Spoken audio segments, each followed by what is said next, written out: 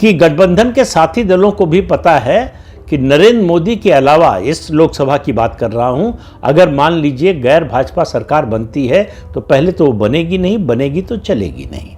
इस मामले में जितना वो मुतमईन थे, जितना निश्चिंत थे, उतना ही इस मामले में भी थे कि नरेंद्र मोदी के नेतृत्व में सरकार बन जाएगी और वो चलेगी भी।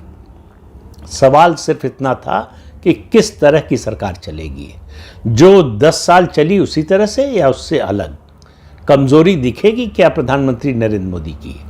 क्या गठबंधन चलाने में जो दुश्वारियां आएंगी, मुश्किलें आएंगी, समस्याएं आएंगी, उनका सामना कर पाएंगे मोदी? 6 महीने में साबित कर दिया कि वो उसी तरह से चला रहे, मतलब जैसे मछली पानी में होती है उसी तरह से गठबंधन सरकार में प्रधानमंत्री नरेंद्र मोदी है। तो ये जो जनादेश आया 2024 का, उसमें विपक्ष के लिए भी एक निर्देश था कि भाई आप थोड़ा जिम्मेदारी से काम कीजिए, आप विकल्प सुझाइए।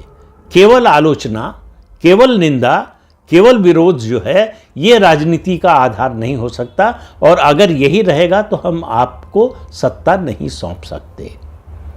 तो 6 महीने पहले की स्थिति देखिए, आज राजनीति पूरी तरह से बदल चुकी है। जो एडवांटेज 4 जून 2024 को विपक्ष को मिला हुआ दिख रहा था वो पूरी तरह से गायब हो चुका है। विपक्ष, खासतौर से कांग्रेस, और उसमें भी राहुल गांधी को जो पॉलिटिकल कैपिटल मिली थी 4 जून 2024 को लोकसभा चुनाव के नतीजे से, वो पूरी की पूरी जो है हवा में उड़ गई।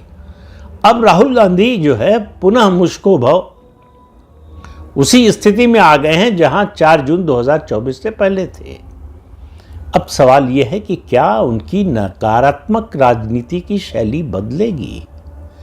क्योंकि देखिए, देश में अभी तक, भविष्य का तो हम लोग जानते नहीं, लेकिन अतीत में जो हुआ है, जो भी गठबंधन की सरकार बनी है, सफल हुई है, वो सकारात्मकता के आधार पर, सकारात्मक वोट के आधार पर बनी है।